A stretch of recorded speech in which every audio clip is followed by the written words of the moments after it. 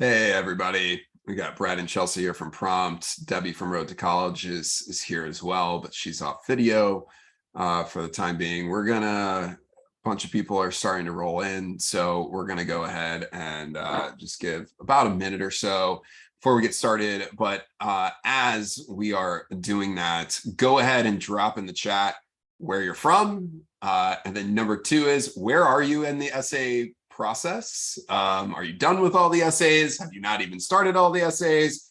Do you have a draft of the essay, of one of the essays? Are there multiple drafts of multiple essays? Like, where are you at in the essay process? And then also drop in, what is your number one concern about the current state of the essays or essay, or not having started? Right? What is your number one concern right now? Okay, so please go ahead and drop that into the chat. Additionally, we do one of these sessions every month. This session is always a bit different than all the other sessions that we do. So even if you've attended some stuff in the past, it's going to be extremely valuable for you, because we're going to be talking today about how do you just get these done, right? We're getting close to some of the deadlines for early action, early decision. And then also it's in the heart of the semester as well, right? So you just kind of got to get them done at this point. Lots of deadlines, lots of things coming up, lots of stuff to do. So we're going to talk today about some of the strategies just for like getting really good, solid essays done. Okay.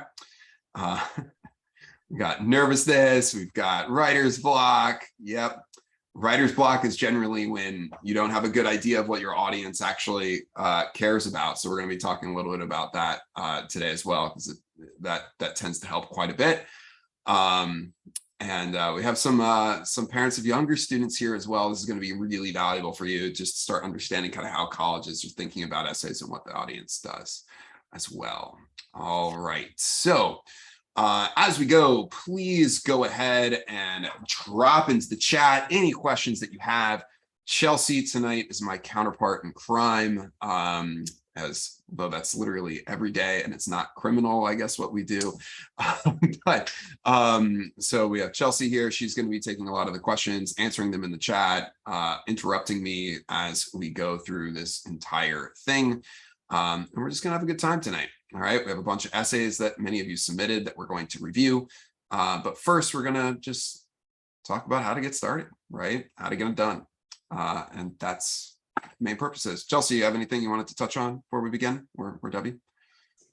Nope, nothing. Just looking forward to chatting with you guys tonight about kind of moving forward with your essay process. It's October, deadlines are coming up. I'm sure everyone's has that top of mind. So I think we have some really great thoughts for everyone that we're going to share, and hopefully you guys have some great takeaways from this. And I'll let Brad take it from here.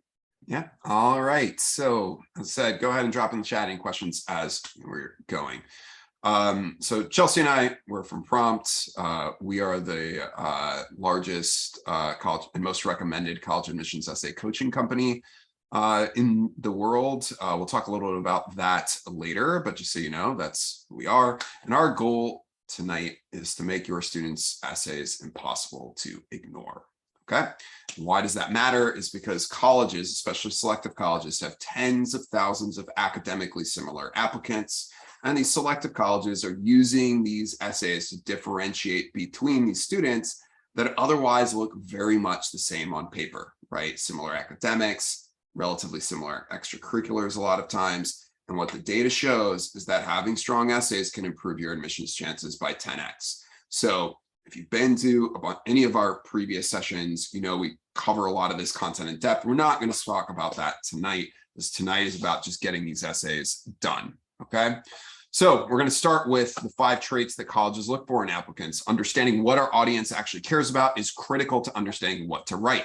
We're going to talk about the best ways to structure your essay. So many of you haven't really started the drafts or not confident in it or have writer's block or that sort of thing. This is going to help you, okay? Not just with the main like Common App essay, but we're also going to be talking about supplemental essays, or those UC personal insight question essays. And we may touch a little bit on YS essays as well. We're going to talk about writing style, Okay, so this is going to help drafting and revising. We're going to talk about revising strategies that really make essays much better. We're going to do an introduction to our coaching. We have a really cool raffle this evening and tomorrow for a free coaching upgrade. And we're going to do live feedback on several essays that many of you submitted. You don't have to stick around for that, but most people do, because they like to see kind of like how we actually look at essays, how, essentially the audience, right? All of these admissions officers are going to look and read at these essays, but we're going to talk about how to improve them, both stylistically as well as from a content perspective. All right. A little bit about prompt. We help your students prove that they're going to be successful in college and beyond, right? We prove that there's no one like them. Last year, we coached 6,000 students one-on-one on their applications and essays. 98% of the students that we work with get into at least one of their top choice colleges. Okay, we're going to talk about our coaching, and then you can also get individual reviews of drafts of essays if you have those ready to go. We'll talk about that later. But if during this you're interested, you can go to prompt.com/road to college and just kind of check it out as we're going here. All right. So what do admissions officers care about? If you've been to any of these sessions, this is the number one thing that we talk about, okay? And the simple fact is that they care about that your student will succeed in college and after they graduate. That is the number one thing that they care about, okay? So why do they care about academics, right? Why are they looking for certain academic profiles for these colleges? Well, the answer is that your past academic success indicates future academic success, right? There's a lot of data that shows and indicates that. And the same thing goes with your traits that your students have, like their experiences that they have and like the different traits that they show through those experiences. So your entire purpose of what you want to do is, right, prove success in college and after you graduate. And you want to do that across all of your essays, okay? And this is really important because many of you right now are like, hey, we haven't started supplements yet. Or you might be like, hey, I'm going to spend a lot of time making my common application essay perfect before I start those supplements. And then you know what happens? Everybody writes those supplements at the last minute. And guess what? It's not like a supplement's worth 1 point and the common app essay is worth 100 or 10 or whatever, right? They all pretty much have the same weight because they look at them together, right? They're looking at them holistically. And it's not like they're scoring each essay and adding up those points. That's not how it works. And so the number one thing you don't want to do is wait till the last minute on these supplemental essays. Okay. And you want to make sure you're putting your best efforts in on the supplemental essays. And we're going to talk a little bit more about that later. But this is really critical. Really, really, really critical. Okay. Because together, that's what's going to prove success. And one stat that I'll give you, because we're getting towards the deadlines, is that 90+% of all applications for schools are submitted within 48 hours of the deadline. Okay, so that means that most students are writing their essays, these last essays, at the last minute. Okay, so just by putting some effort in on the front end, to not write them at the last minute, your student will be in substantially better position than many other applicants. Okay, we'll talk about how to do that very simply this evening. All right, so we're going to talk about the 5 traits that colleges look for in applicants right now. This is really important because this is the types of content that you need to be making sure not just get covered on the common application essay, but across all of the essays. Okay, the YS essay of why you're applying to a certain school is a little bit different, but these are the 5 traits that really colleges want to see in the experiences that your students writing about. So the first is drive. So these are students that are very perseverant. They're very gritty, right? So whenever they're in a challenging situation or a difficult situation, they get through that situation, no matter how long the odds are, and they come out a better person. But they're not just passively sitting by in these difficult situations. What they are doing is they're taking action that actually betters their situation and betters the result of it, okay? And that's really important for schools. Schools love driven students because they know that students are going to come across challenges while they're in college. They know that students are going to come across challenges in life, and they want to know that these students are going to push through and persevere and succeed, okay? So that's drive. Second is intellectual curiosity. So these are students that love learning just for the fun of it in their free time to gain a deeper understanding of certain subjects or topics which they're interested in. A lot of students are really intellectually curious, but they don't realize that they are, because it's just normal for them, right? They just love learning about certain topics, or they literally write their own music or their own plays or their own books, or, come up with like these crazy social media things these days, or whatever the kids do, right? So the key is that just understanding that, oh, I can actually write about my intellectual curiosity. Oh, a college might be interested in why I'm, constantly learning about the Civil War or something like that, right?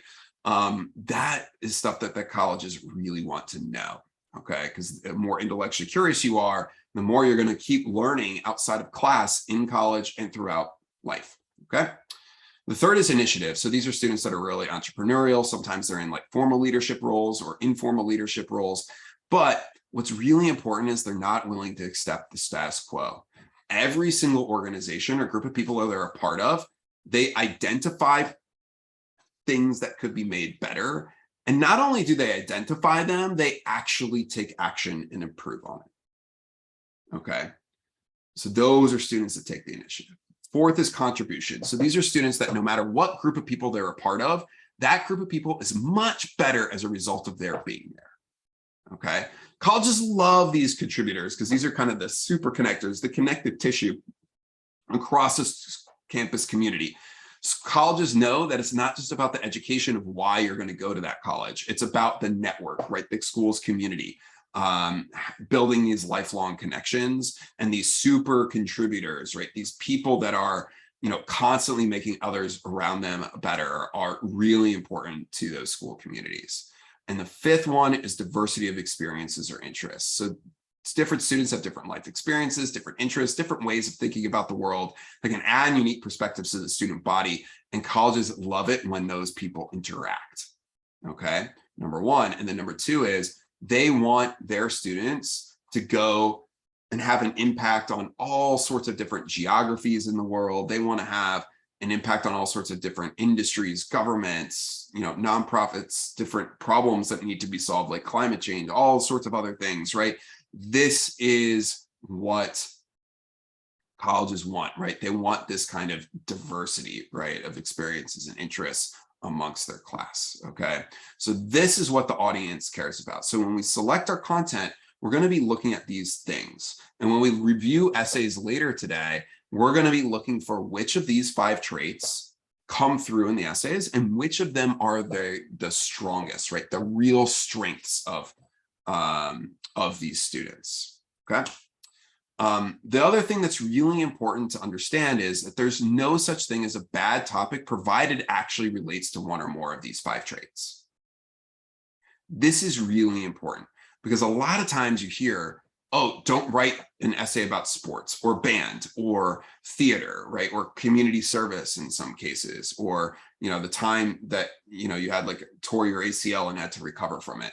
And the answer to that is like, yes, there's a reason why people say that that's, have that advice. It's because they see a lot of really bad essays on those topics that don't relate to the 5 traits. However, for many students, they actually have an essay that's about leadership, but the setting is like athletics or band, right? Or taking the initiative, but the setting is theater, right? That sort of thing happens. And the problem is when you think, oh, I can't write about theater or band or athletics, you may be leaving some of your most compelling content on the table. So focus on what relates to these 5 traits and then write about that, right? Write about the experiences, the actions that the student took to actually showcase one or more of these 5 traits. And you don't have to show all 5 in each essay. You also don't have to show all 5 across your entire application. It's totally fine, right? What they're really looking for are strengths. So you want to focus in on your strengths. So for example, let's say you have an exceptionally driven student. That student on their Common App essay needs to show that they're driven. Then on maybe a supplemental essay, they show they're driven in another situation. And then on another one, they show they're driven in another situation. Then you look at the activities list and every single activity is like, has descriptions that are like, wow, this student is really driven. So now your admissions officer is thinking like, wow, no matter what situation we put Debbie in, no matter where we put her, like she is going to be successful. She is driven no matter what she's doing. Okay. And that is really important for them to understand. And so you can drive, right? You can be like, hey, I'm really, really, really, really driven. And I take the initiative as well. And they're like, great. Debbie is unusually driven. She has set herself apart. Like we want a really driven student, right? And the same goes for other traits as well. So this is really important. It's like, you don't have to cover every single one of them. Focus on your strengths. Okay. Focus on the stuff that really like is the stuff that makes you, right? Or your student.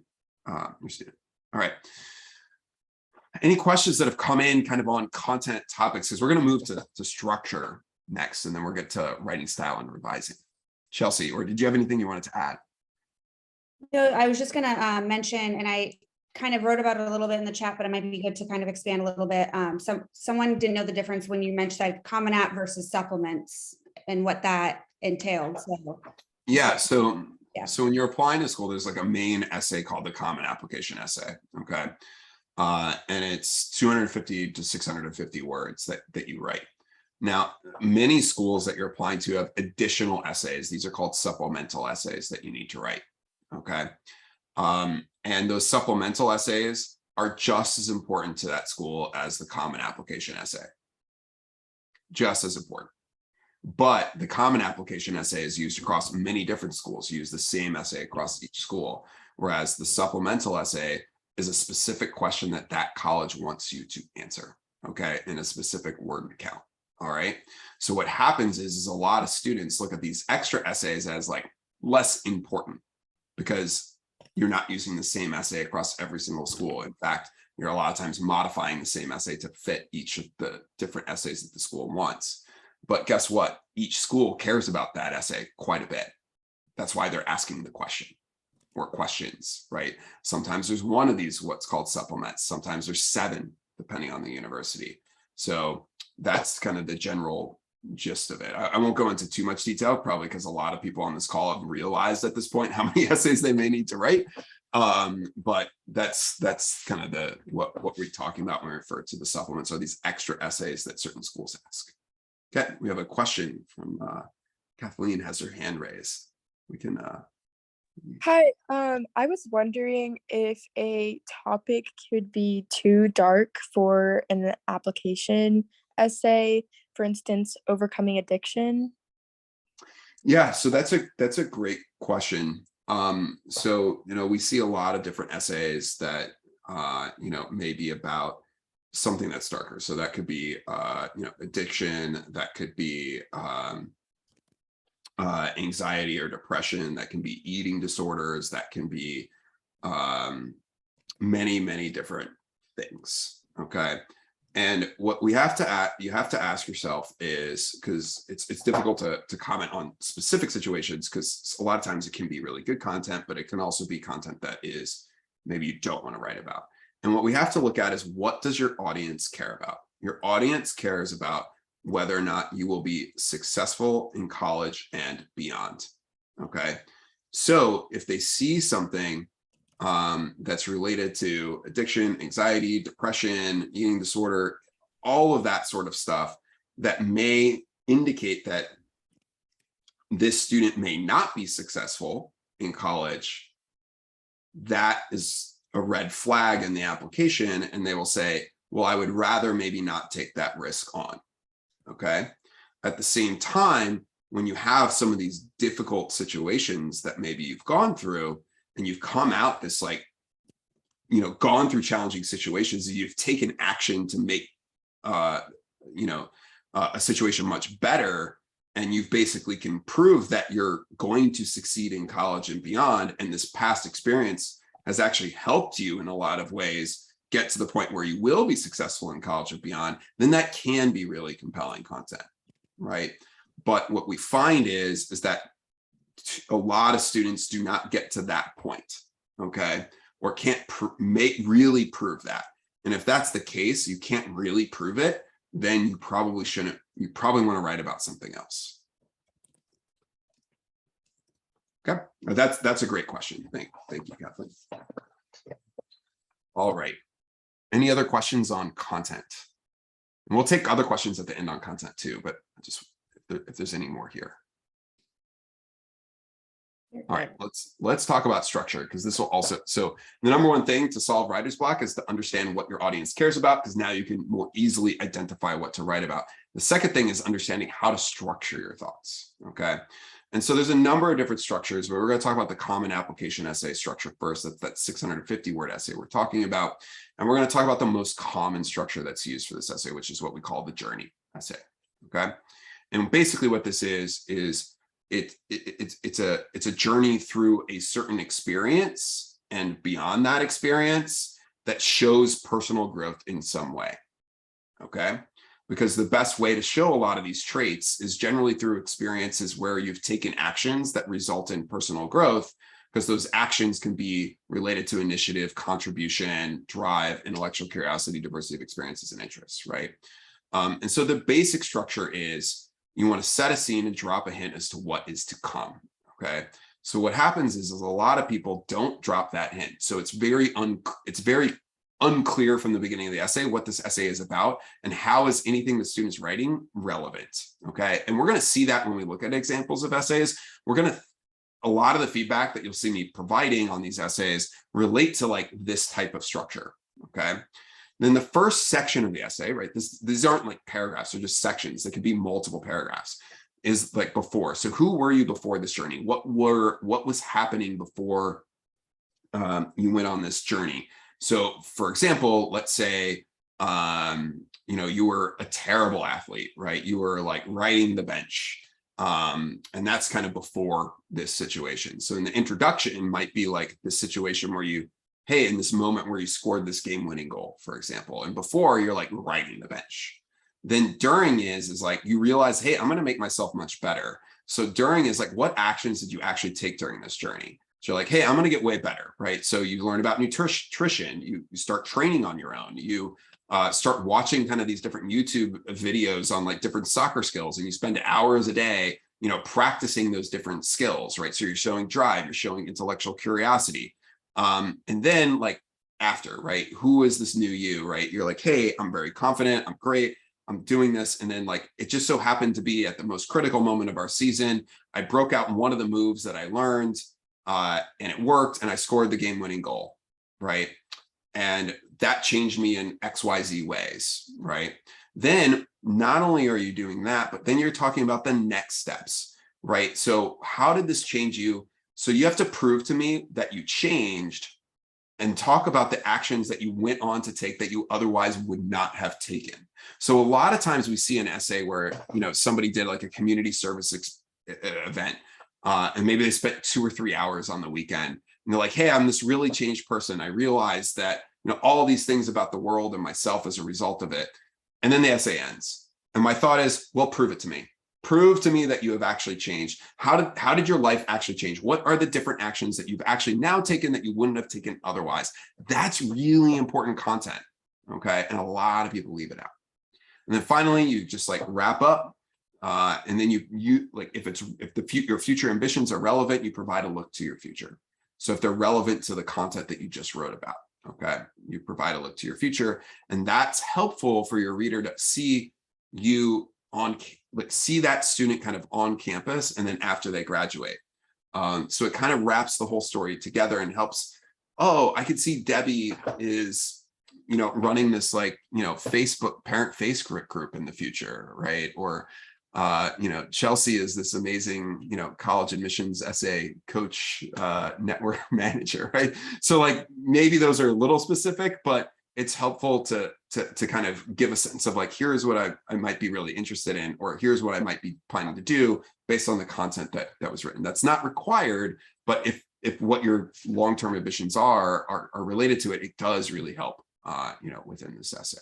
Okay, so this is one of many structures, but I would say, 85–90% of students are kind of writing this basic structure. Okay. Any questions that we got on that, Chelsea, or anything you wanted to add there? We'll talk about supplements. Nope, I was answering some other questions, but nothing specific to this. So okay, good. Great. All right, supplements. So the deal with these, I'm going to talk about one of the structures here. There's other ones that can be used as well. But the common application essay, you can see here, it's more of a narrative. Okay. And while you don't need like beautiful language, beautiful prose, and we'll talk more about that later, it's completely unnecessary. It is a little bit more of a story and more of a narrative. And where people go wrong with these shorter supplemental essays that are often like 100 words in length, 150 or 250, or maybe as much as 350 with like a University of California personal insight question essay. This challenge that students have is they treat it like a narrative essay. And that's not a great structure, because what you end up doing is like you end up wasting kind of a lot of space using these kind of narrative structures in a very short essay. And then a lot of times I don't really learn about like much about the student, right, related to their traits. So instead, what we wanted you to do is use this really direct approach, okay, which is what we call action impact, or impact and action. So essentially what you do is you start with the situation. So you say, here's the situation. Okay. So, you know, it might be, hey, you know, I'm a member of like the speech and debate club, right? Or I've been, you know, doing speech and debate for 3 years. Okay. And then you want to talk about, you know, the outcome. Okay. So I've been doing speech and debate for 3 years, and, you know, many of my teammates were struggling for, you know, for a long time, and I decided to help them. That's the situation. The outcome is, well, what happened, right? So I decided to help them. You know, within the next year, you know, our entire team was placing in the top 3 in our area, and 5 of my teammates went on to, you know, have their first top 10 finishes. Okay. And it's like, well, now the outcome is, hey, my teammates got a lot better. Okay. And that's clearly based off the situation that this student did something. This student took some sort of action to make that happen. Okay. And so what you want with the outcome is you want to use numbers if you can, or some sort of like qualitative, here's like the end result. Because once I know the end result and the quantitative outcome say a lot within very few words. So now as the reader, I'm like, okay, here's the situation. Oh, this person did something really impressive. Here's the result. Now I want to learn, how did they actually get there? What are the actions that that student took that achieve this particular outcome? Okay. And that's really compelling. And the reason why you want to structure it this way is a lot of times what happens is a student will start with, I'm a member of speech and debate. Here are some actions that I did. And then the outcome is at the end. And what happens is your reader will think, okay, these actions are nice, great, wonderful. And then at the end comes the outcome, and you're like, oh, actually, this was really quite compelling, right? And now they're almost having to reread the whole thing again, just to kind of now understand the context of the quantity of work that the student put in, or effort that the student put in, or the impact that the student had. So putting that towards the beginning is much better, number one. Number two is, there's a lot of times students just don't write about the actual outcome, okay? And when you don't know about the outcome, or it's not quantified in some way, then as a reader, I don't really, it's harder for me to understand what was truly the impact, like what truly that student did, okay? And so you'll see a lot of these kind of shorter supplemental essays that will say, you know, tell us about a time, you know, where you supported your community, right? Or it might be, tell us an activity that was, you know, a work experience that's particularly meaningful to you and why. Right. So anytime that you're kind of explaining an experience that you have, you kind of want to use this general structure. Okay. And this can even fit in within a paragraph or part of another essay as well. But this is the way that you can very easily communicate a lot of information in very few words. Okay. All right. Any questions on structure that we have now? No? All right, cool. We're going to talk really quickly about writing style and revising. We're going to talk a little about prompt. We're going to get to those essays to review. Okay, cool. Writing style. A lot of this is really important because it's very different than the essays that students are writing for class. And it's very different than probably how most people have been taught how to write. Because what really matters in these essays is that the essays are engaging, which has a lot more to do with actually like sentence and paragraph mechanics than actual, let's say, beautiful language or prose, interestingly enough, and easy to understand. That's the other really important part, because a lot of the essays that we read, and we'll see this in a little bit, I guarantee it. I've not looked at any of the essays that we're going to read tonight, but I will guarantee that a lot of these are going to be difficult to understand, because that's just par for the course with these types of essays. All right. So what is the writing style? What are the things that your student needs to be thinking about? One, short sentences and paragraphs. So think about your audience. Your audience is reading an entire application and making notes on it in about 8 minutes on average. Okay. The entire application they're reading in 8 minutes, making some notes on it. It's not just the essays they're reading in 8 minutes, right? It's the entire thing on average. Now, some students get longer than that, some get shorter than that, but that's the way to think about this. So that means that you can't leave your admissions reader understanding this to chance. You can't have them need to read it multiple times to understand it. They just may not, and they just may not read it again, and they just may not understand it. So what do you want to do? You want to make you want to have very high, what we call readability. Okay. And there's even like readability checkers, and what you want to do is there's like what's called a flesh Kincaid score, and you want that above 60, and that's really hard to do, and at least above 50 for this type of essays. But what do you need to do, right? Functionally, you want to use shorter sentences and paragraphs, so 12 to 15 words per sentence on average, and avoiding sentences over 25 words. All right, this is really, really important. Now, the New York Times has an average sentence length of 15, okay? What a lot of students we see are 20 and more on the average sentence length, and 20 or more is like reading a journal article that like some researcher has written that 0 people want to read. Even the researchers, like professors, don't want to read, okay? So you don't want to be that. You want to be like the action novel. The action novel, like, you know, it averages 12 words per sentence. A romance novel is 10 words per sentence, okay? So this really matters, like shorter sentences, and then also shorter paragraphs, okay? Like visually, when I look at a page, and we'll see this when we look at the example essays, if I see the first paragraph is really long, I'm thinking, oh no, I don't want to read this, okay? And especially if I've read 40 applications today already, I'm like, oh, here we go again.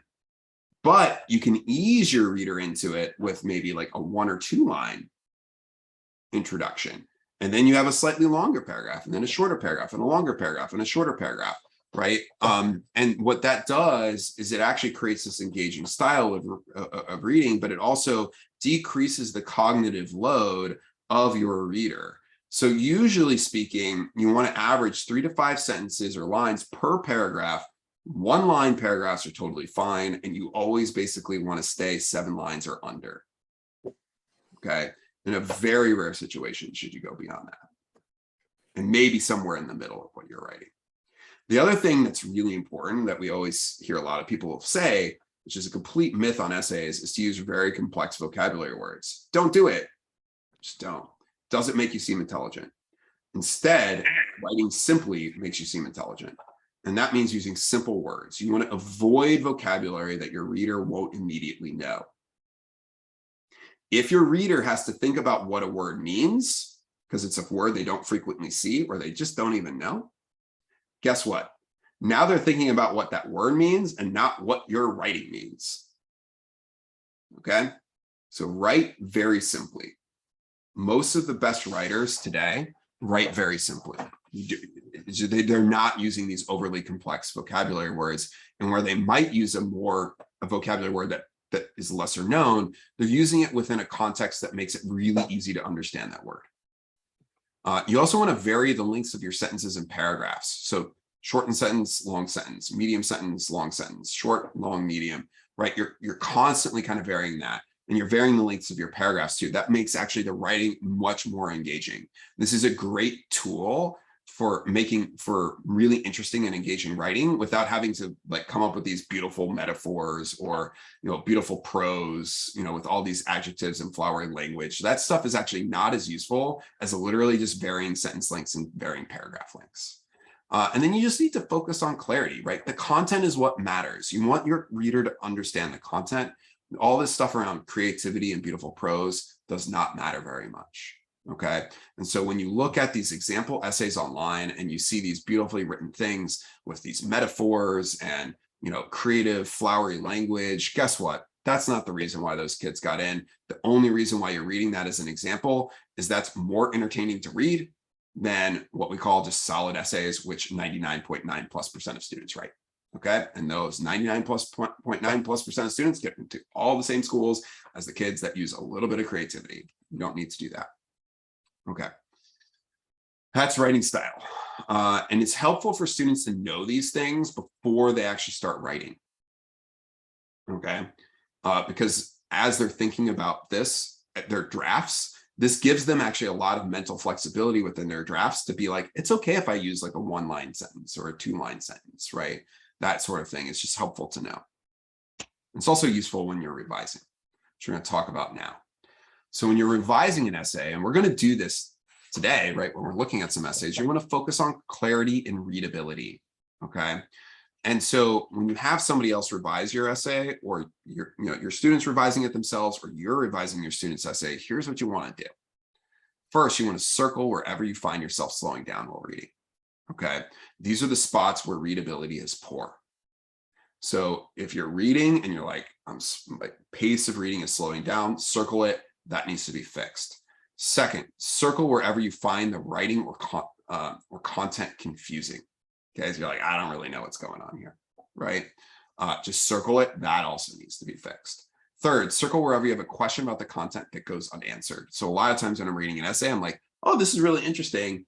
A question pops into my mind, and then that question just goes completely unanswered for the rest of the essay. Circle that as well. That's another opportunity to add some really compelling content. Then it's about making your writing more concise. So identifying the points. One strategy a lot of times is I go through an essay and I'm like, here's the points that actually matter. And I might circle those, put a box around them, whatever it is, but here's the points that actually matter. And then I just cross everything else out that doesn't matter as much as those points.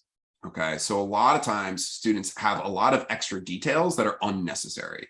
Okay. And then we also want to go through and cross out unnecessary words. So as Mark Twain said back in the day, he just said, kill all adjectives. And Mark Twain's like one of the most famous writers. And he's like, there's a lot of adjectives that are unnecessary, right? So just don't use them. And the same goes for these like little prepositional phrases of extra information. A lot of times that information is not needed to build a true understanding of what's going on here. And so what's interesting is we find that with all the students that we coach, when we get a first draft, we can usually within that first draft, the student could say literally everything that they're trying to say in that entire draft within 40 to 50% of the word count they're currently using. Okay. It's just like to a T, like almost guaranteed you can do that. And the way that you do that is you go through and you identify the points that really matter. And then you kind of rewrite the essay just with those points that actually really matter, and you get rid of everything else. And why does that matter? It's because this extra content, this extra fluff adds no value to the writing. And because you're on such a limited word count, you might have 1,500 to 2,000 total words to prove you're going to be successful in college and beyond. Because you're on such a limited word count, every word matters. And so being really concise with writing really matters. And this is a great revising strategy.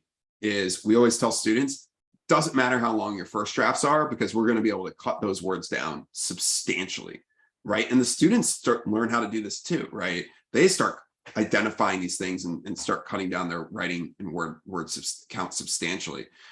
So you write long, and then you go back through and you just start crossing stuff out, right? You identify the points that actually really mattered, and then you rewrite from there. Okay. So this is like a really good strategy for, okay, just get a draft. So like, what do, right? You start with identifying different experiences you have related to these 5 traits and match those with the essays you need to write. Then use these structures to write those essays, those drafts. Doesn't matter how long the draft is, right? And keeping in mind these writing style stuff. Then revise the essay using these strategies, okay? Don't just give an essay to somebody to read, or you have your student give you the essay, or maybe a family member or a friend an essay and say, hey, can you give me feedback on this? That's not useful. You want to actually tell them these things, like just circle where you find yourself slowing down, circle where you find it confusing, circle where you have a question about the content that goes unanswered. Because oftentimes the person that they have reading the essay doesn't actually understand what the audience actually cares about, okay? And if you don't have that understanding, it's really hard to provide good feedback, but you can at least get really good feedback on like, hey, here's where I found this confusing. Here's where I found myself slowing down. Those are very clear indications of areas that need to be fixed. All right. Any questions that we had come in on revising or style, that sort of thing? We'll talk about our coaching real quick, and then we'll get to some example essays.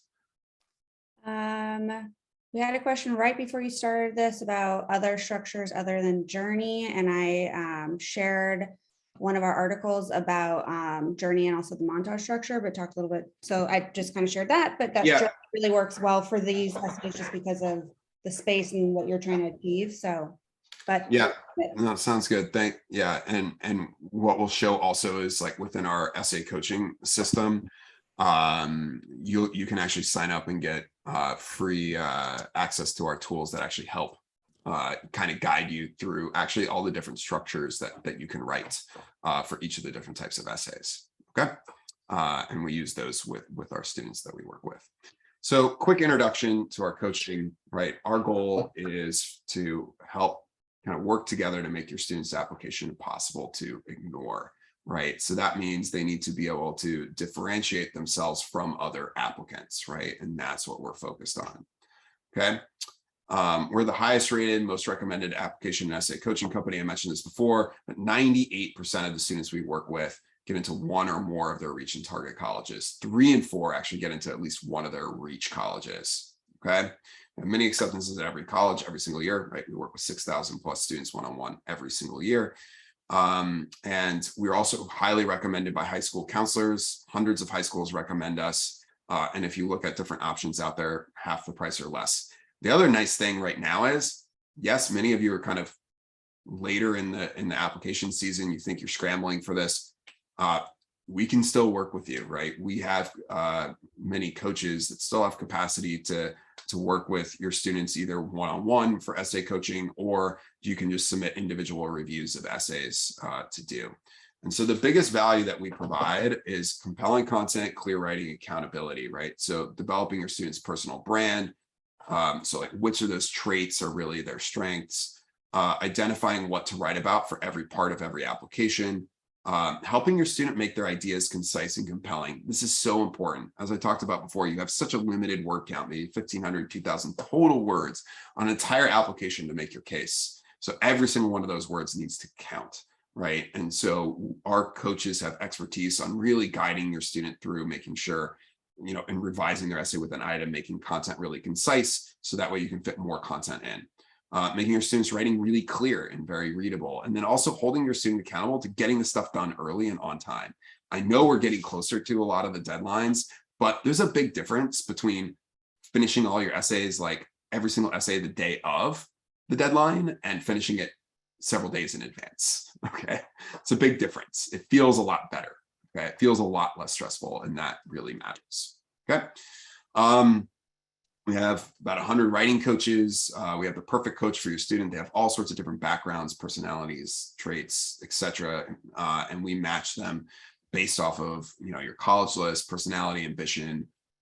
These are the top 2% of all writing coaches, right? We get thousands and thousands of applicants as writing coaches every year. Only 2% ever really kind of make it through our programs. In terms of how we work together, we have one-on-one coaching, which we'll talk a little bit more about this. But even if you have a draft, this can be a great opportunity. So if you're like, hey, I want to talk through my draft with a coach, or even plan my writing with a coach, that is a great option. If you have a draft you're really confident in already, you can just get a review of that essay through our site for $99 each, and you get that back within 48 hours. Okay. So that's really detailed written feedback that provides like very clear instruction on how to improve the essay. But as I said, the one-on-one coaching can work really, really well if you don't have that like strict, like high confidence that like you're writing about exactly the right things and you just need to like refine it. And what we'll see with a lot of the essay drafts that we're looking at today, even though I said I haven't even looked at them yet, but I just know that this is what typically happens. There's massive opportunities for improvement, and having those discussions with coaches early on makes sense. You can also get a draft of an essay reviewed, and you can always upgrade to coaching if you decide to do that later.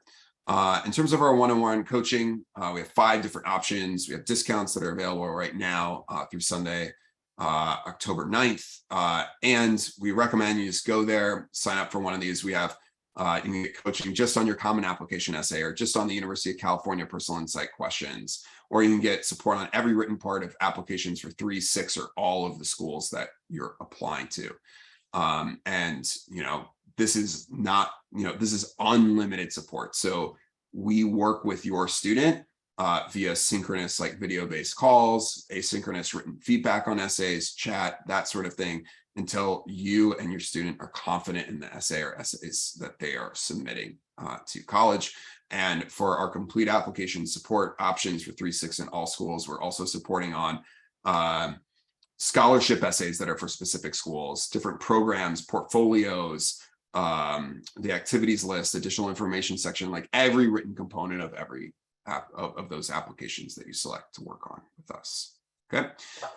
And so if you're going to do this, we highly recommend just doing it tonight or tomorrow, signing up for this. If you sign up just for the Common App essay coaching, right, which also has a discount right now, by the end of day tomorrow, we'll enter you in a raffle for a free upgrade to coaching on 3 schools.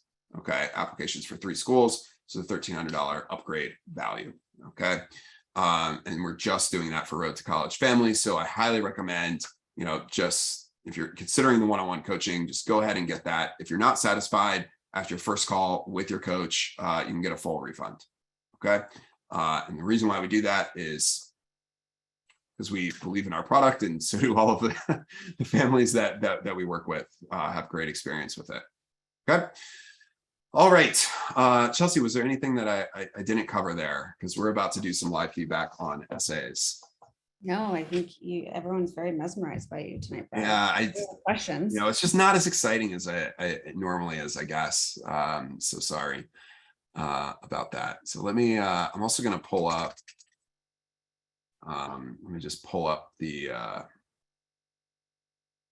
thing here as well, because I wanted to show where we can access some of the tools that we have. I just have to log out of my account because I was doing some stuff, and show you kind of around a little bit, because this will also be just like really valuable for you all. So if you go to prompt.com/road to college, which I recommend doing, and I think Chelsea will drop that in the chat if she's not done that yet. What you will do is you'll see here all of kind of information about our coaching and the pricing, and you can sign up there. But what you can do is if you just want to access some of our free resources, you can click sign up. Okay. And what you will then be able to, I already have my account in here, but you can create an account. And then what you can do is you can actually access some of our free tools, such as we have the school list. So you can actually add every single school that you're applying to, and you can see all of the application requirements for that schools. So in this case, like at Brown University, I can see all the essays that I need to write for Brown. I can select any optional essays that I need to write, such as for the School of Engineering, or maybe I'm doing this program in liberal medical education. They have 3 extra essays to write. All of that is within our system. But the one I wanted to call out is brainstorm essay ideas. So when we coach students, we work with them on this.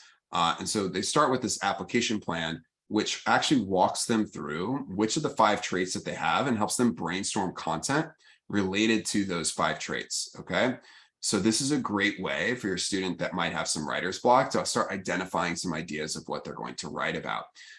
Additionally, here under brainstorm essay ideas, there's this personal statement module. And so here, what you can do is you can actually create outlines for your applications, right? So I can do my common application, I can select the common application essay prompt, tie some content to it, and then I can actually see the 3 different kind of essay structures here. And we can do the same thing for the supplemental essays. So if you were interested in some of those extra essay structures, that is right here. And what we do is we actually we select our content that we're going to write about, and then we walk students through the process of creating an outline. And then at the end of that, they can start working from their outline on their essays. Okay, so I highly recommend doing that. As I said, all the coach students we work with, go through a lot of this content, and it's just like tremendously valuable for students. And you can do that for free from the Road to College website, just clicking sign up, create an account, and you can access that.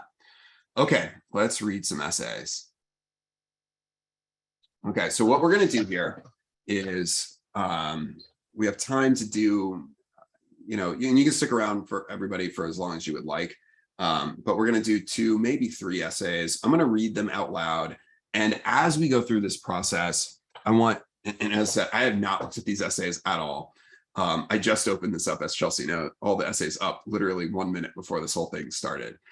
So what we're going to do is I'm going to read these out loud. And this is like probably the most valuable thing that people find in these sessions is just like, how do we read these essays? Like, how do we provide feedback on them? How do we think about the content of them? And what I'd recommend doing is, as we're going in the chat, I want you to drop in, what did you learn about the student? How might that be related to the 5 traits? And then what didn't you learn about the student that you wanted to learn? Okay, we're going to go ahead and get started. I can never forget the smell of embalming fluid, sickly sweet, nipping at the nose, and vaguely minty, a penetrating smell which hung over the back rooms at my friend's workplace.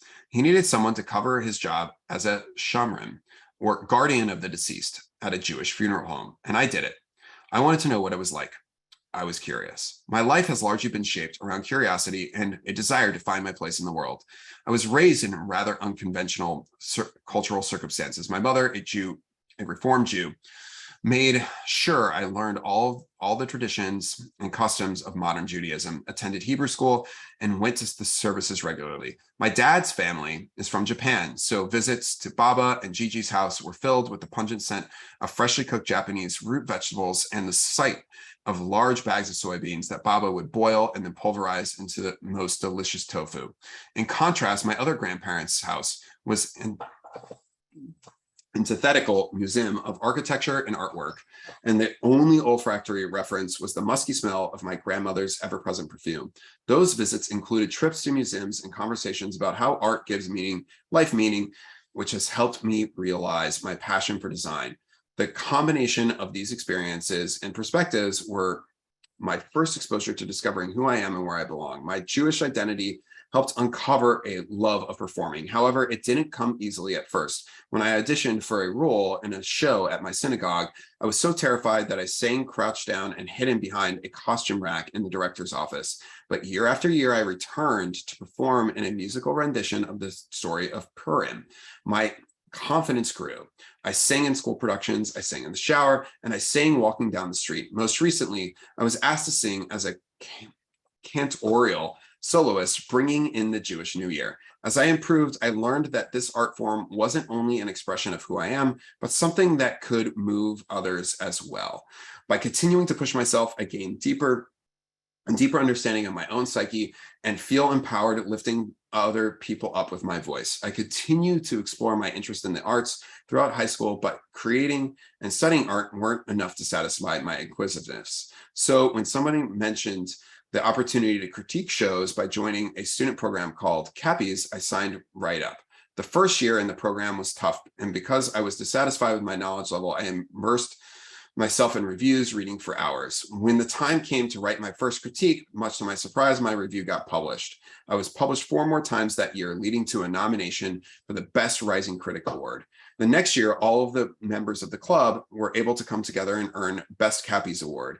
This year, I am in charge of leading our team to hopefully triumph again. Although winning awards is an honor, the true accolades come from my experience illustrating how these performances have resonated with others. Just as I've been able to comprehend how my art affects people, it's been inspiring to see how others can do that too. My curiosity and desire to understand my place in the world has helped me learn how to express myself and think critically about the impact of art.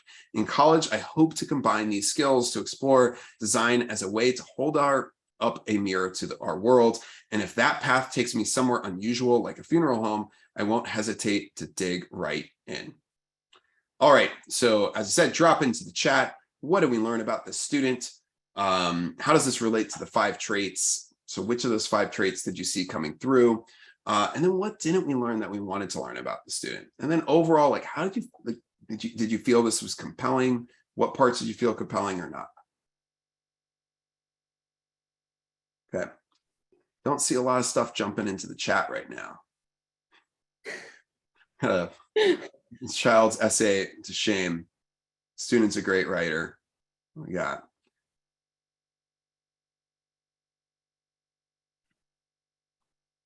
A lot of confidence, a lot of strength about what they're learning, intellectually curious and brave to explore more. Okay. Got more rolling in. Great hook.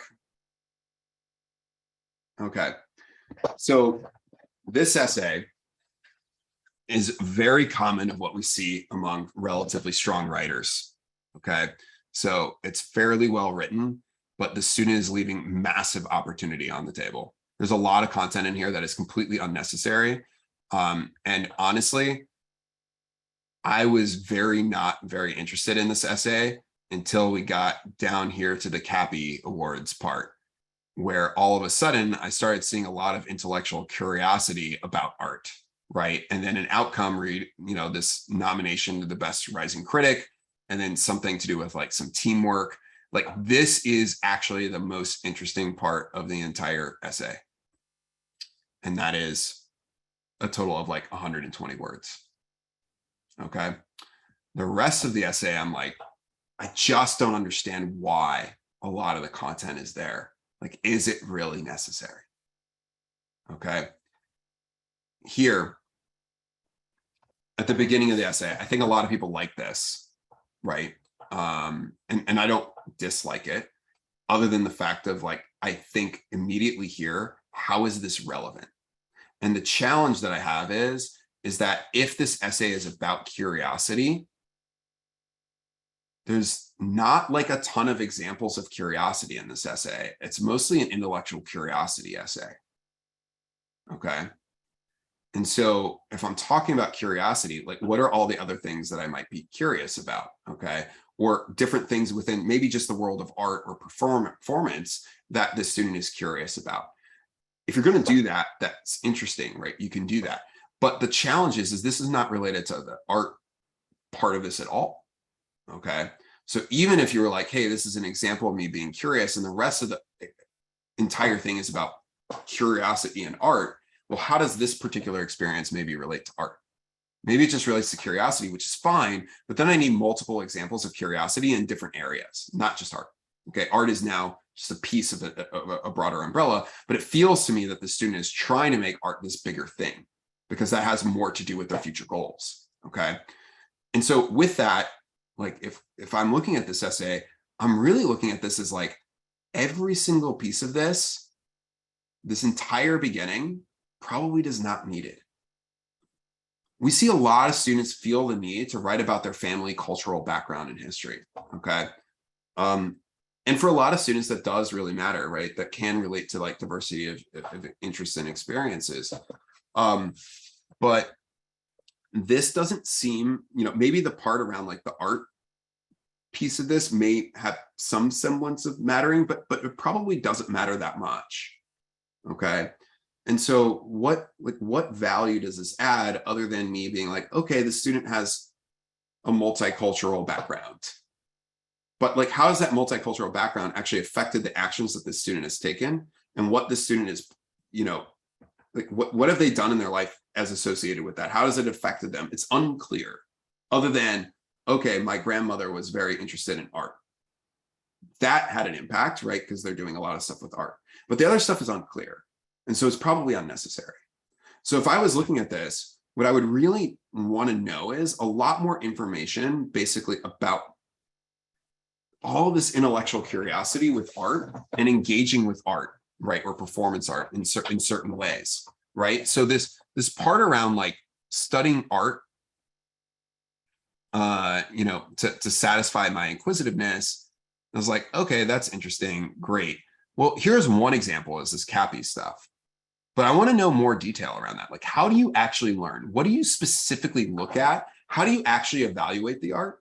Like, how have you learned to do that, right? How do you actually write this? Like, give some very specific examples. Maybe even one of like, here's actually how I like think about interpreting art now, right? And here's how I came to understand how to interpret that.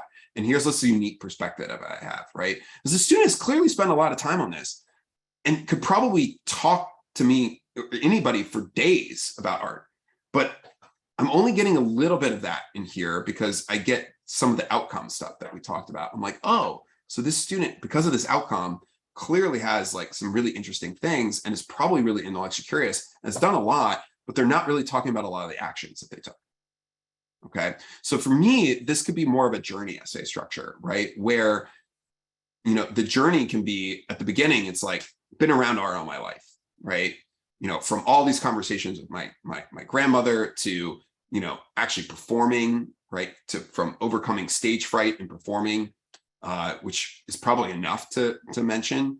And then it's like, how do I go about learning and studying and improving my thought process about art, right? Can be a huge chunk of the rest of the essay. And then ties to that future goal of art, right? And it can be really compelling. But a lot means that a lot of the stuff that's in here is probably unnecessary.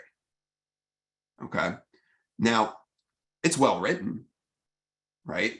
But well written in, you know, I actually struggled to understand this piece until I got to this part because I was unclear of like what was the point that the author was trying to drive home.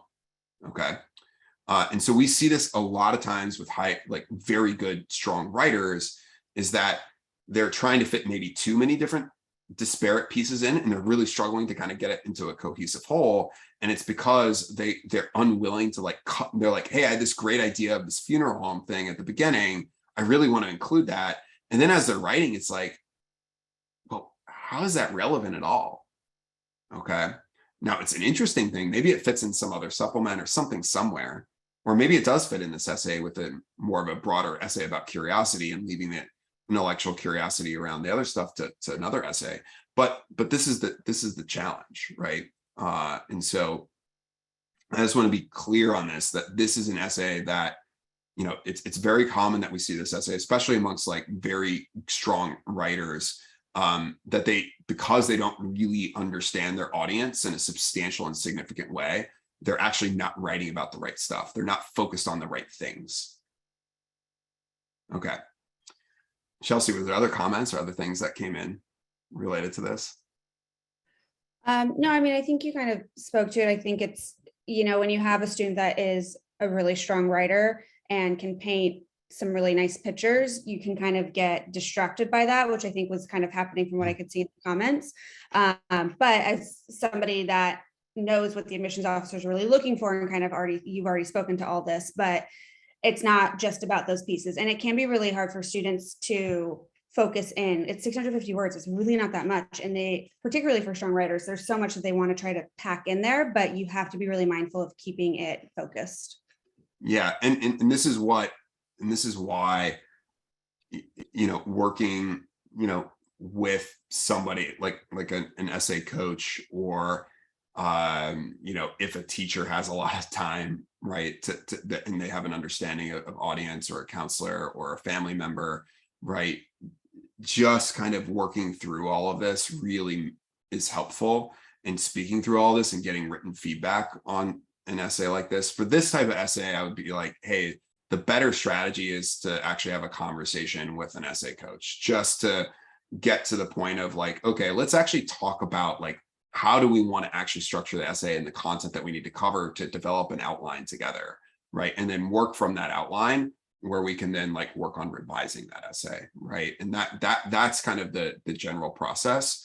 But this student, if we had just given written feedback on it, it would have been exactly what I was talking about here, right? So the student would have been left with, okay, I need to make a decision on, here's what I'm going to do moving forward. And here's an outline that maybe I can follow to really hone in on this intellectual curiosity art, performance piece. And there's a piece here that's around teamwork, which could be great for like initiative or contribution in here as well, right? Because, the team won the Cappies Award. That's really interesting. Like, what did you do to help that team get there? Okay. And I have a feeling there's a lot there and it's just not covered right now. And so the challenge is that if you're an admissions officer, you can't a lot of times make assumptions, right? You think that something is there, but if it's not proven to be there, you're just gonna be like, well, it's not proven to be there, okay? We had another person just write in, can I put my son's essay in for review? We're not even getting through all the essays submitted today, okay? We're not even close. I think we got like 10, 15 essays submitted from everybody. And we just randomly picked a few. But as I said, if you want your essay reviewed, we have writing coaches, at prompt.com, and I would highly recommend taking advantage of that, okay? All right, I'm going to pull up another one. Let's do this one. Soccer one. My favorites. Okay. So immediately, I'm just going to mention this. I immediately don't want to read this essay. Okay. Because the font size is a little small. The space between the sentences, the word, little small. I like having like 1.15, but the main thing is this is a long paragraph. Okay. It's a long paragraph to start with. And that's not the end of the world, because I've seen longer, and at least you have like space between the paragraphs, but I'm just mentioning like initial impression matters, right? Because they're reading like 50 applications a day. Okay. And there's actual data that shows, and you have no control over this, that if the person is like hungry, they may actually give lower scores to the application. So like, you don't want your application read like right before lunch, for example, is generally not great. But there's actual data on that apparently. So, if you want to read some of the ins and outs of that, there's a great book by Jeff Salengo called Who Gets In and Why. That's super interesting. But you have no control over that. But the key is like, you do have control over, like, they look at the essay and they're like, this doesn't feel like it's going to be horrible to read. Okay, you have control over that. All right. 260 teams, one state title, thousands of soccer players in Texas dream of that gold medal around their necks that read UIL 6A state champion, but only 25 to 30 players live this fantasy every year. At the start of the soccer season, that goal seemed distant. At tryouts, I made the JV team. Size-wise, I was a late bloomer, and competition to make varsity was fierce. I have been in this situation before. When I was around 10 years old, I was put on the B team of my club soccer team. Throughout the summer, I worked hard on my technical skills, especially juggling. I could do 1,000 juggles without the ball ever touching the floor, all with my feet. This skill is hard to master at any age, but I was able to do it with ease. With this drive to become better, I eventually made the A team. On the high school soccer team, once again, I had to prove myself in the effort by putting in the extra effort in the early morning workouts at practices and games. The extra effort was on top of already playing on 3 soccer teams for JV, as a sub for varsity, and for my club team, while keeping my grades high. By January, through sheer grit and determination, I was called up to play at the varsity level for state playoffs. My hard work had paid off when our team won the first ever UIL 6A state championship for an Austin area high school, but it took more than hard work. I had to be flexible enough to find an alternative way on to varsity. Flexibility and adaptation are skills that I use far beyond soccer. I love to cook in my spare time, and I make a great pasta sauce from whatever is in the fridge. Wake surfing is another one of my favorite activities to do away from soccer. It's a sport that requires balance and literally going with the flow. A few summers ago, a family friend introduced me to the sport. After some surf sessions, we headed inside to eat dinner and discussed his career as a financial advisor. This is where my passion for the stock market began. I started to use apps like Webull, Stockpile, and Robinhood to gain hands-on experience with investing. I focused my electives on business courses like entrepreneurship, advanced marketing, and sports and entertainment marketing. I read The Big Short by Michael Lewis. I joined high school clubs like DECA and an investment club to learn more about markets. This year, I'm even launching a new business with friends, Owls Outfitters, a designer streetwear company. Reading about the 2008 market crash, one thing that struck with me, there can be winners in any situation, no matter the circumstances. Even in the most bearish markets, people find ways to come out ahead. Michael Burry and his group of investors are a perfect example. When it feels like you've run out of options, that's the time to be flexible and find a different way. Economics is the foundation of finance around the world. I'm fascinated by how markets function globally. That's why UT's business economics option program that offers majoring in economics while minoring in wealth management is a perfect fit for me. I'd love to master both subjects to help people achieve financial security. Yale economics professor James Choi recently published a paper, Popular Personal Finance Advice versus the Professors, comparing 50 popular personal finance books to traditional economic theory. He included that economic theory describes how people should act, but many personal finance books focus on how people do act. Just like with finding the right balance and wake surfing or hitting the right ingredients, cooking, success in finance takes a right mix. I could tell my future clients what I know to be true from my run up to the soccer state championship. When you combine hard work, discipline, and flexibility, anything is possible. I'm confident that I can make a great sauce from whatever ingredients the market throws at me. All right. So drop into the chat. What did we learn about the student? How does this relate to the 5 traits? What didn't we learn that we wanted to learn? And just like, what's your overall feeling about the essay? Just feel free to drop it in. I think this is probably the last essay we're going to get to this evening. Okay. But this is a fun one. I have so many comments, and Chelsea, I know your mind's just racing as well. So, all right. Market crash was student perseveres, sentence structure, hard to read. Sounds like a student voice, maybe a parent did it. Through the whole kitchen sink. Seemed way longer than 650 words. This is 683. Okay. Resume, like, okay. Lots of good comments. So here's the deal, right? Once again, we have a student that's actually a pretty good writer, and a lot of these sentences are relatively short, right? And is able to, in many cases, pack a lot of information into a very short space, which is great, okay? But there's a lot of challenges here. And I don't know if this essay in particular may not be a common application essay, because I see some stuff related to like UT down here. So it might be applied Texas potentially. But I'd have to see the essay prompt to know if any of this content is particularly useful from like a, do you have to say like why you're applying to this program or like what you're looking for, okay? So the biggest challenge that I have with this entire essay is that it jumps around a lot. So I really don't know where this essay is heading at any given point. I'm thrown for multiple loops. I did not see this financial advisor stock market thing coming anywhere. I was like, well, that's interesting, kind of almost random, right? I was not expecting it. I was actually expecting this entire essay to be about soccer. Okay. Which is great that it's not the entire essay about soccer, but I was expecting it based off of the beginning, right? Then I was like, okay, they're applying their, flexibility and adaptation from soccer to other stuff. Great. Cooking, wake surfing, quick mention. I was like, okay, a little bit there. I was not expecting this stuff. So let's talk about like the most important things here are what didn't I learn that I wanted to learn and what stuff is unnecessary. Okay, so let's focus on that. So to me, there's a couple of really interesting things here, right? So this student is clearly really driven. And this student is improving their own skills, but like, how did they go about doing that? What was the learning process? What was the training process? Give me some more specifics to understand like how you actually improve, right? How do you do this intelligently? How are you deliberately practicing these skills?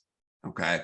Those are little bits of pieces of information that an additional sentence or two can really add a lot of value to.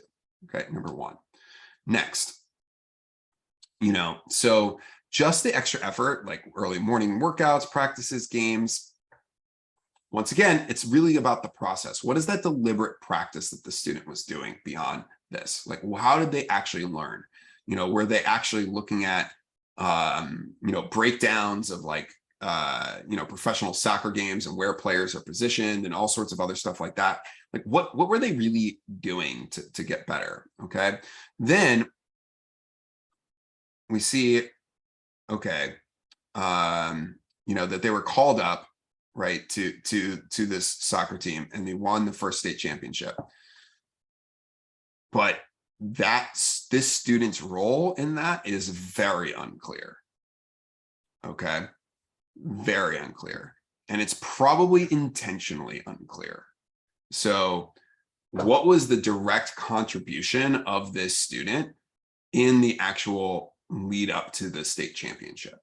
If there wasn't a lot of contribution, the mention of this being a state championship team is relevant in terms of how hard it was and how much work and determination to get onto the team. That is a relevant piece of information, right? This is the best team in the state. But your hard work paying off when you won this championship makes it seem like the student had a direct impact on the result.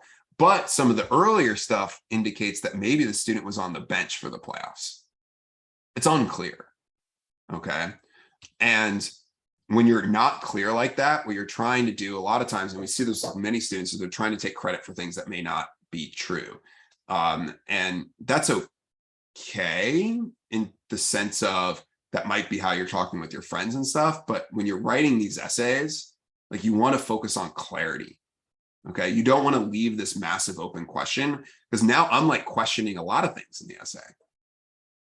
Okay. I don't know what really happened here. All right. And that's important, right? Because I think about this as like, okay, when I read this, I'm thinking this student has made a meaningful contribution to a state championship team. And then I get down here and it's like, well, maybe no. Right. This is just one part of it. Then we're talking about flexibility and adaptation beyond soccer, right? Is this really about flexibility and adaptation? I feel like we've just selected 2 words.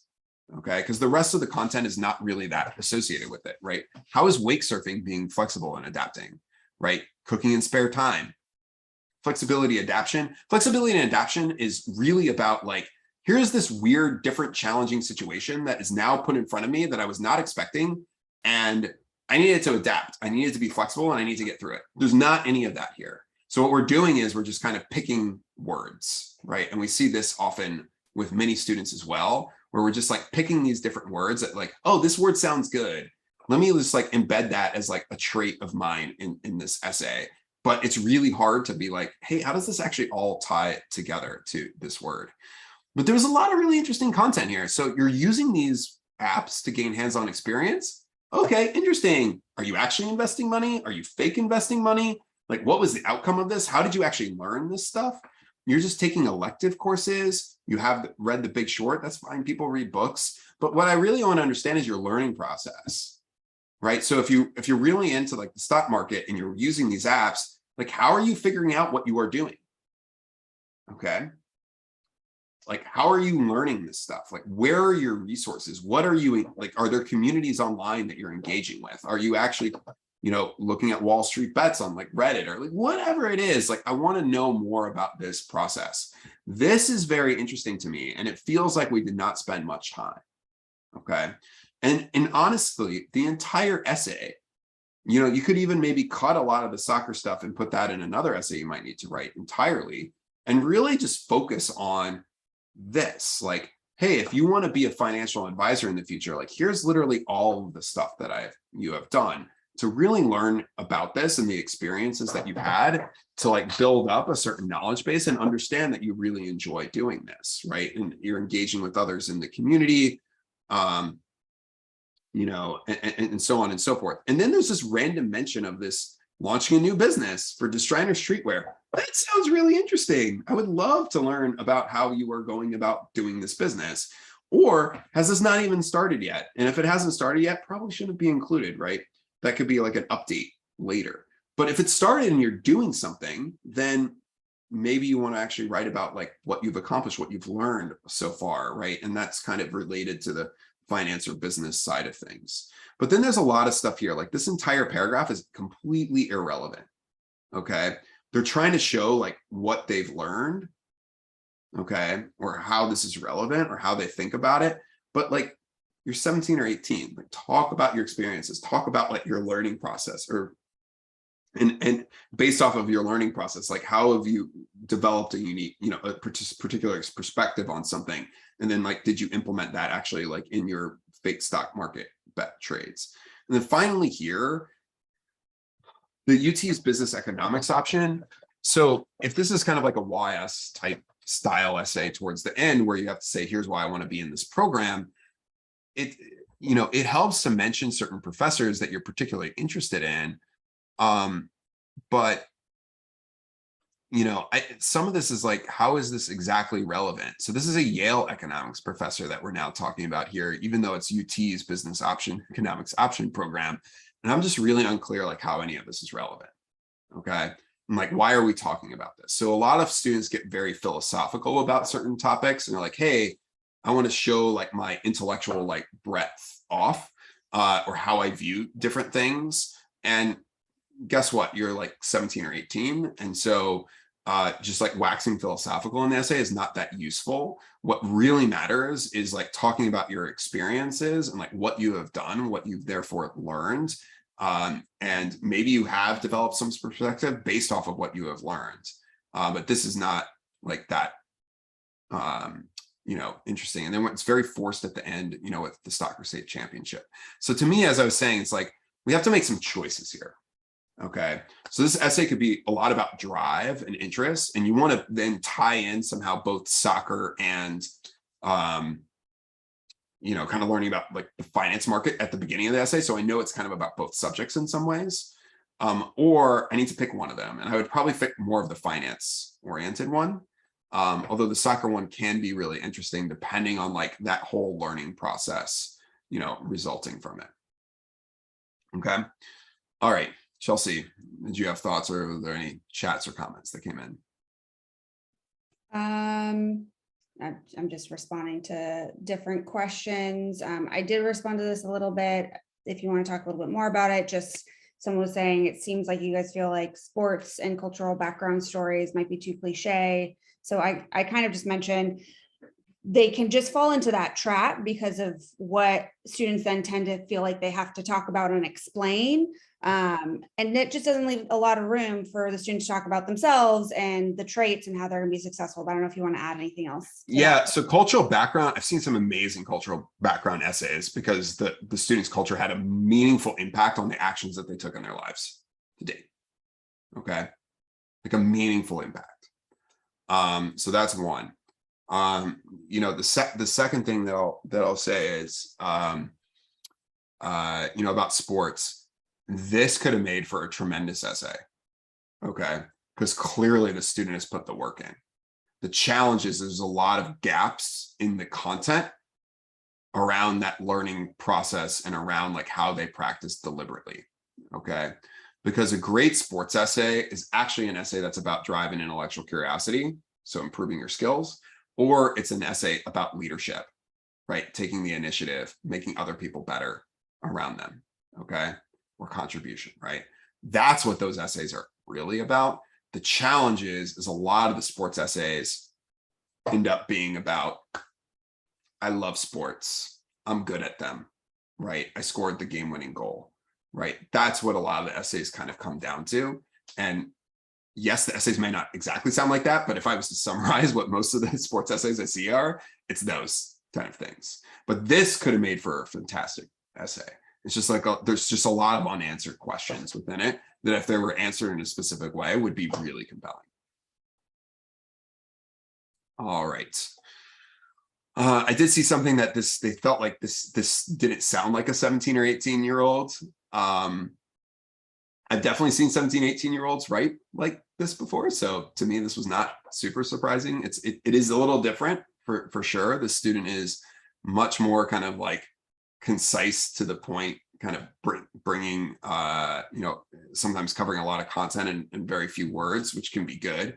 But the challenges is just like the structuring of the thoughts, right, is challenging. And then like what needs to be covered, what doesn't need to be covered, and then what needs to be expanded upon and what can be eliminated, right, is kind of what's happening here. Okay. Oh, the first one didn't sound like a student. The first one I thought sounded maybe a little bit more like a student, to be honest. I've seen a lot of students like that. But the and a lot of times, like the first essay, I'll just give one more comment on it. The first essay, which really interesting, is that's an essay where very likely that student read a bunch of good college admissions essays on the internet. Okay, because a lot of the stuff that they decided to cover are pieces of essays that you would kind of see are common, right? So you see a lot of essays that are held up as great examples that are covering stuff about the students, the cultural background, right? Oh, this essay has some cultural background. You have some of that language at the beginning of the essay of like, hey, here's this weird kind of unique situation, in the funeral home. And that also is something that you can see very commonly in a lot of the example type essays online, where you see that kind of beautiful language, you see this certain weird little different situation to draw on the reader. But the challenge is that a lot of times when you're reading those essays, the students and a lot of times parents kind of grasp onto these different components of the essays that actually matter a lot less than the actual stuff that the admissions officer is actually reading for, right? And I think that is the big challenge. So if you see a lot of these essays, it's like I just see the pattern, right? It's a pattern of somebody like, hey, I need to write the essay like this because people say I need to write it like this, or the examples that are online are like this. Well, guess what? The examples you see online are only like that because they're more interesting to read. Right. So therefore, they're held up as shining examples because they're more interesting to read. So more people want to read them. And so now everybody's like, hey, this is great. Like the New York Times is not going to publish some really like uninteresting essay from like a beautiful writing perspective, right? They're, and the New York Times publishes these essays every year and they pick the ones that are the most creative. They have that's a different audience than the college admissions officer audience. It's a different audience, right? And they're readers, so they want the stuff that's kind of interesting or more compelling, right? The Costco essay, there's like a famous essay, Costco essay, and it's like a lot of these types of things. It's like, oh, there's some interesting writing, etc. But like if you actually go in and pull out like what are the stuff that I really learned about the student, it's not as much as maybe should, but also like that's what they're reading for, not like some of these like great metaphors and other things like that. That's kind of irrelevant. We had some requests for what we would think would be a great essay. I don't know if you have one accessible. I was looking in our writing center to see if we have. Yeah, one. I do have one. We're kind of I know we're a lot out of time, and I know a lot of people have already dropped. I think that the key here is, that there's no one, and this is actually why a lot of times I'm loath to even share some examples of great essays. Because what happens is there's a lot of students mimic that essay, but that essay is not necessarily what they should be doing or writing about. You would almost have to read hundreds of these essays to then be able to identify one that you could probably use like as being similar to some of your students' experience as like a framework or structure, right? So I think that's a challenge. And the other thing is like the essays don't have to be perfect. Like they don't have to be perfectly written. Not every single word has to be perfect. Not every single piece of content needs to have like a super strong meaning of being in there. What really matters the most is just covering, covering experiences related to the 5 traits. If you just do that, if you just cover a few experiences related to the 5 traits, you're already going to be near the top in terms of, quality of essays that are being submitted. Essentially, I would say it's like 1 in 5 essays, I would say, are like at highly selective institutions. So these are very strong writers. Only 1 in 5 essays are actually scored, or like personal profiles are scored as being strong. Okay. Like it's very small. It's a very minimal number. And so just keep that in mind, like just by doing these things that we talked about today, you're going to be a massive step ahead of everybody else. And if you want the process just to go much faster, given the amount of time that the students have, and make sure you have a good result, you know, working with us on one-on-one coaching or getting an essay reviewed from our team of writing coaches is really valuable. Okay. So thank you all very much for the time this evening. Hopefully we covered enough stuff to make you all dangerous on essays with your students.